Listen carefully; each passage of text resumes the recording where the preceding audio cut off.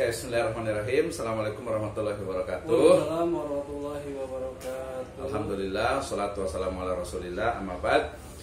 Bertemu di program seri filsafat. Saat ini saya bersama dengan Dr. Endai Mulyadi. Kita sapa dulu beliau. Assalamualaikum. Waalaikumsalam warahmatullahi wabarakatuh. Gimana kabar Pak Dokter? Alhamdulillah. Baik, kita hari ini ingin tahu nih Pak Dokter terkait dengan bagaimana sebenarnya sejarah dari filsafat dan juga tokoh-tokohnya serta pemikirannya.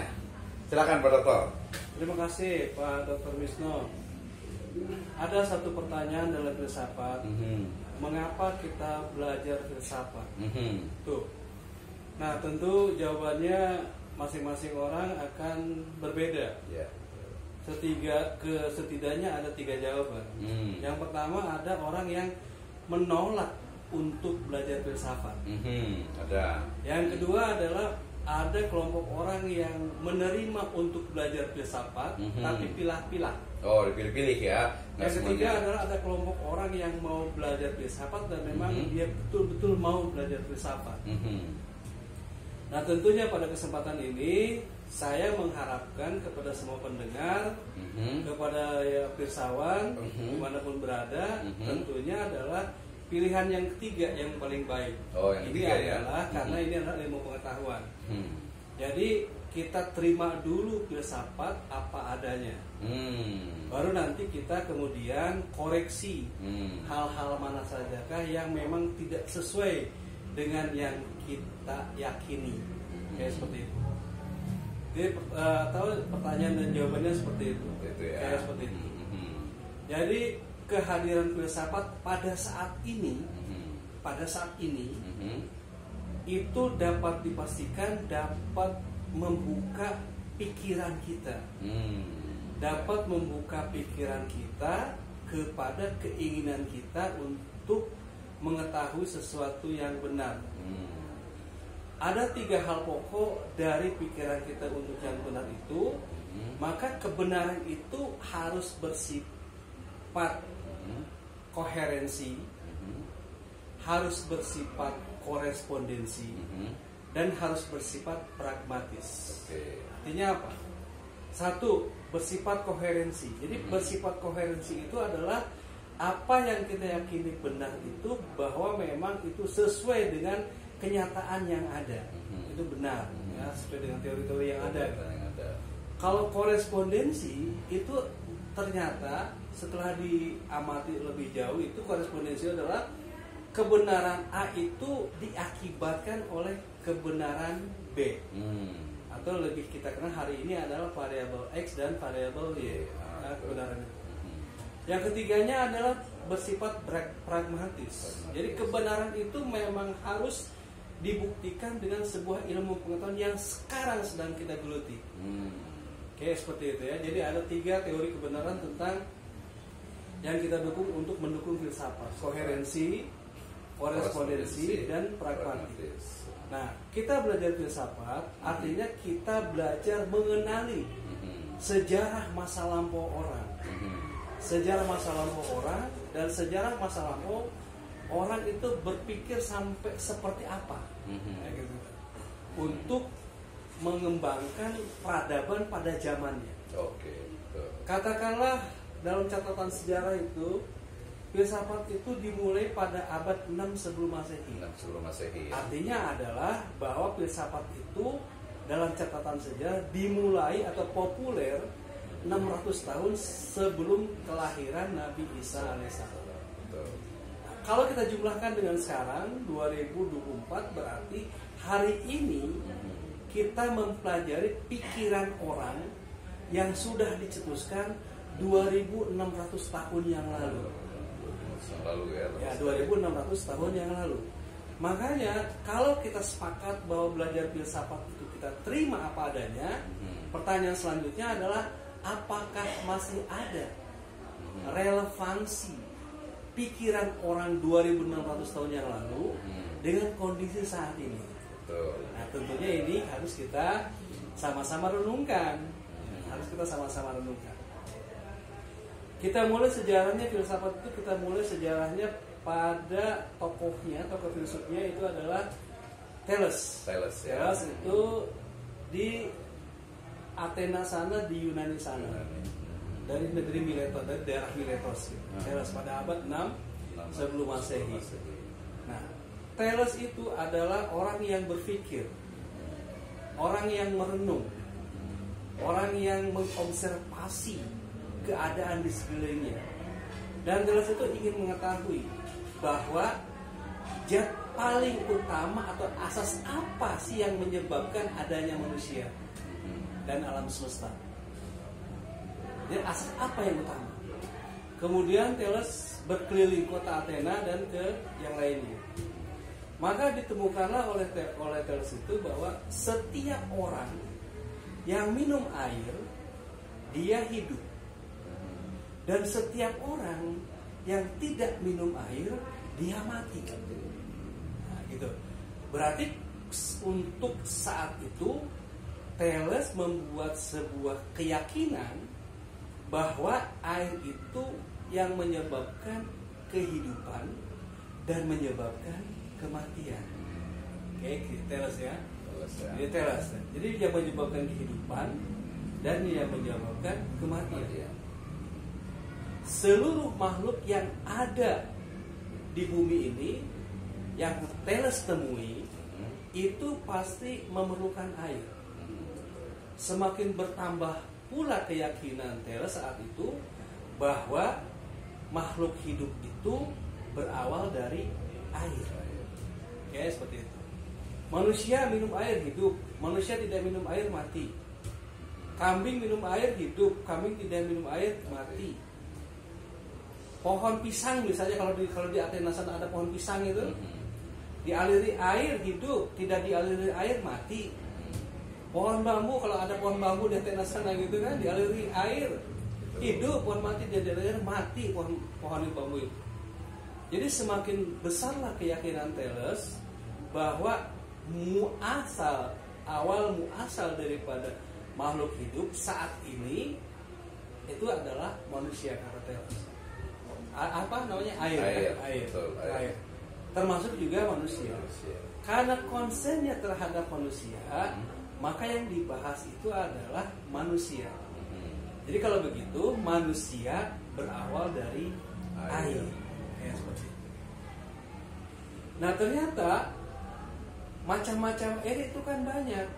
Ada air yang jernih, ada air yang asin, ada air yang kotor, ada air yang merah, ada air yang ada racunnya, ada air yang ada gasnya, dan air itu membentuk sebuah wadah. Jadi air itu tergantung wadahnya. Jadi air itu bisa bentuknya cekung kalau wadahnya cekung. Air itu bisa melingkar kalau wadahnya atau bejananya adalah dia melingkar, seperti itu. Nah, Thales kemudian meyakini bahwa awal muasalnya manusia itu berawal dari air.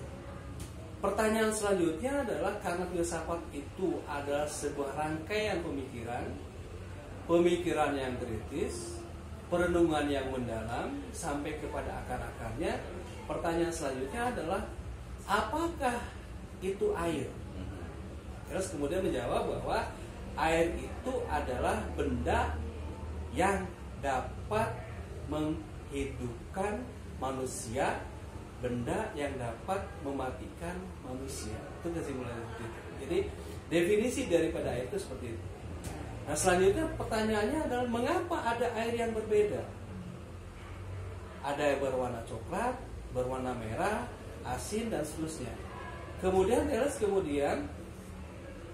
menganggap lagi atau meyakini lagi, kalau begitu ada makhluk yang memberikan warna kepada air itu. Air merah ada makhluknya, air kuning ada makhluknya, air dan ada makhluknya.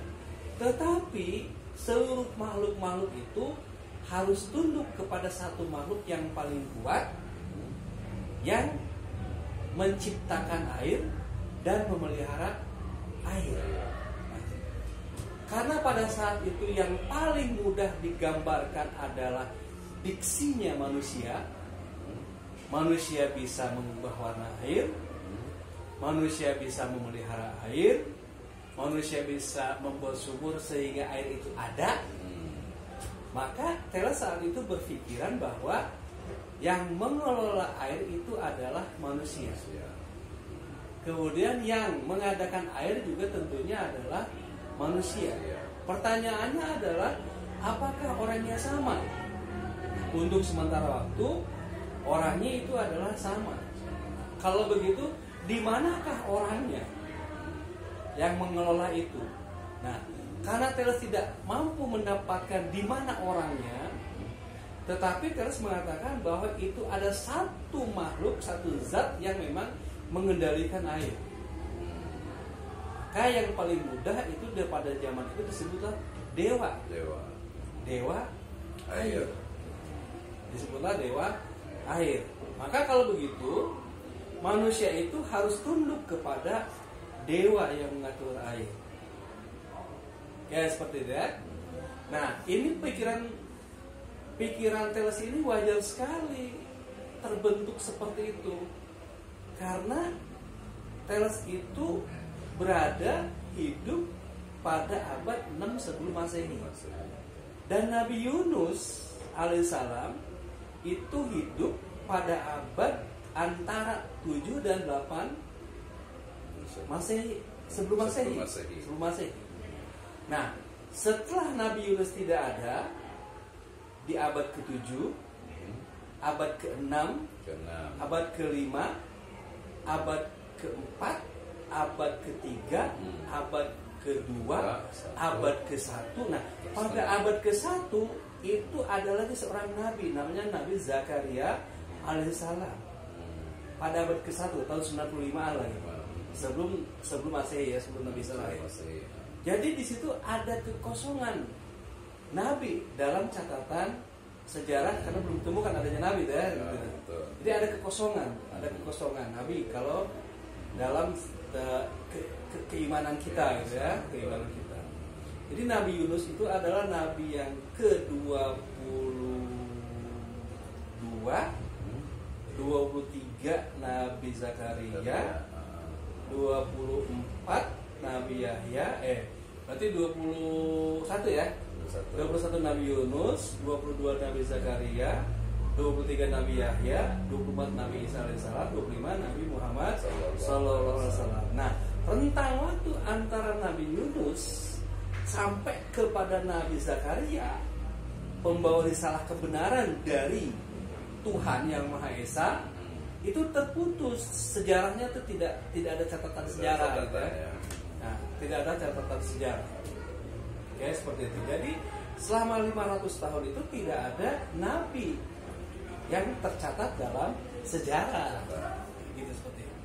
Maka semua orang pada saat itu termasuk Thales menginginkan kebenaran.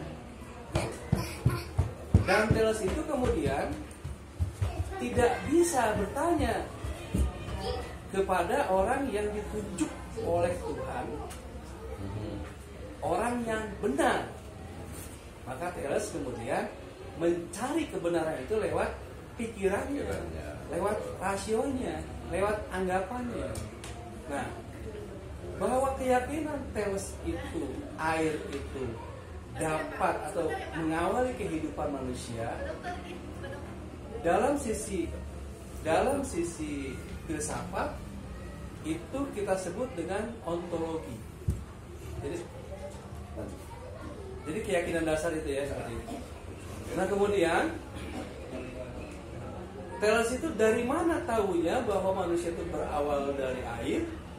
Maka Thales itu mencari, mengobservasi keyakinan-keyakinan itu, sumber-sumber keyakinan itu dari observasi, itu dinamakan dengan epistemologi.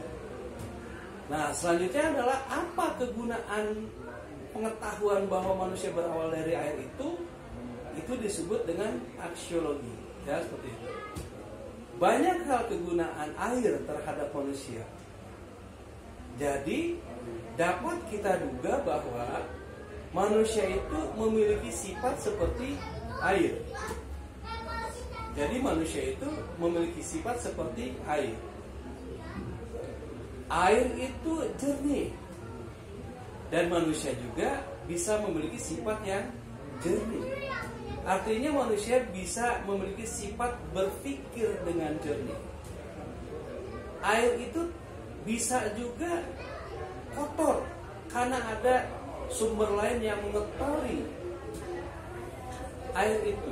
Jadi manusia juga berkecenderungan untuk memiliki sifat kotor. Karena sifat kotor itu yang diberikan oleh orang lain atau pihak eksternal.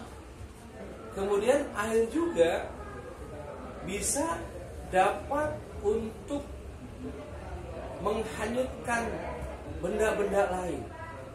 Artinya manusia juga bisa untuk dapat menghanyutkan benda-benda lain. Oke? Manusia juga dapat untuk mengubah benda lain. Itu air ya, itu sifat-sifat air.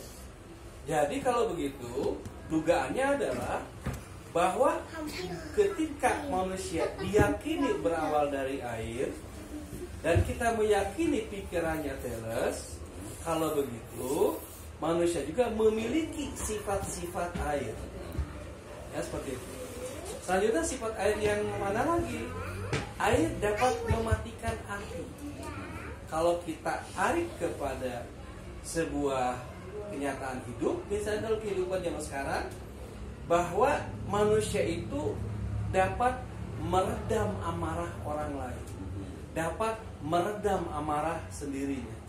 Karena itu adalah sifat-sifat air yang dapat kita duga bahwa manusia itu memiliki sifat-sifat yang sama persis dengan air. Oke, bagaimana hubungannya antara filosofi air dengan ilmu pengetahuan yang lain yang lebih di bawahnya, misalnya dengan teori, ya. Nah, kemudian Thales itu memiliki sebuah pengujian lagi bahwa air itu dimasukkan ke dalam panci. Dimasukkan ke dalam panci, kemudian panci itu dididihkan. Ternyata air yang di dalam panci itu berkurang.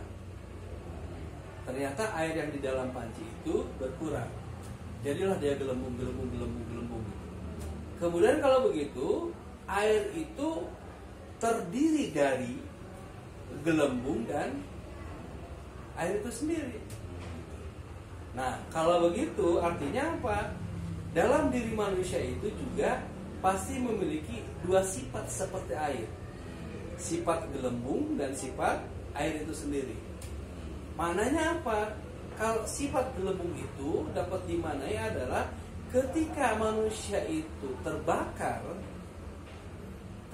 motivasinya, maka dia akan mencari bentuknya sendiri. Tetapi ketika manusia itu tidak terbakar motivasinya, jadi manusia itu akan diam pada bejana yang sama, yang itu juga. Nah, maka muncullah ahli-ahli psikologi, ahli-ahli filsafat, ahli-ahli motivasi gitu.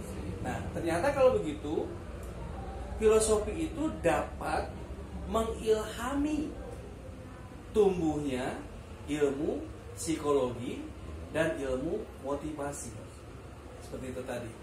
Nah, selanjutnya ketika air itu dimasukkan ke dalam sebuah bejana dan jadilah gelembung itu, kemudian air itu ternyata semakin sedikit dan gelembung itu menjadi keluar. Nah, kalau begitu, itu dapat mengilhami adalah ilmu kimia, ilmu tentang senyawa, bahwa air itu di dalamnya itu terdiri dari partikel yang lain,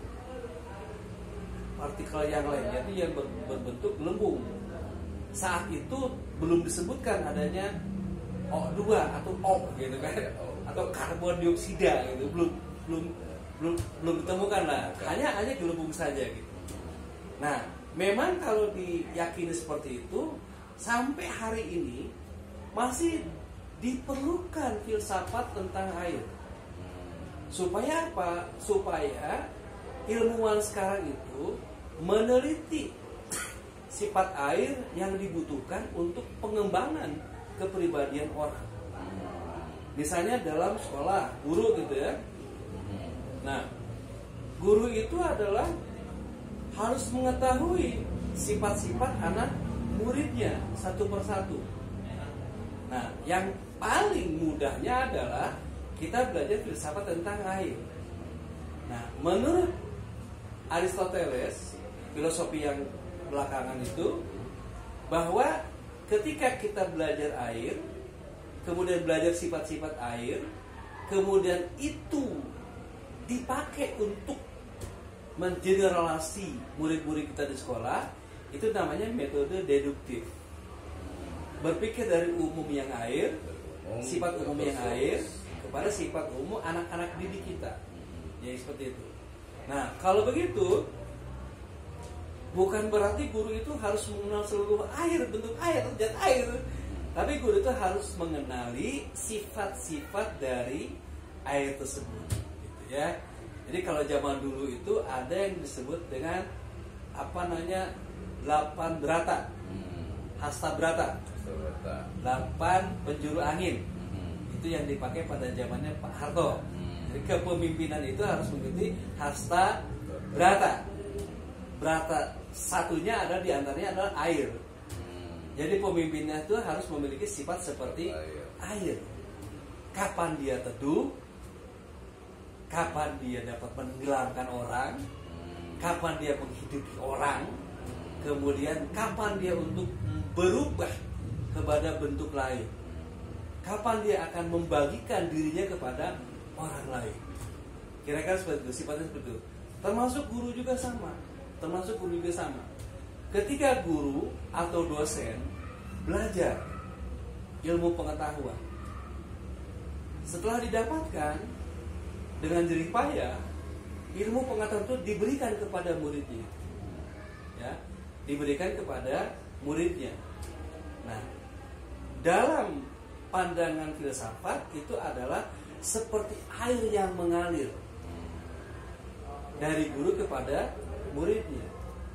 Karena sifat air itu adalah dia pasti mengalir dari dataran yang tinggi kepada dataran yang rendah. Artinya adalah perilaku guru itu pasti mengalir kepada perilaku murid. Pengetahuan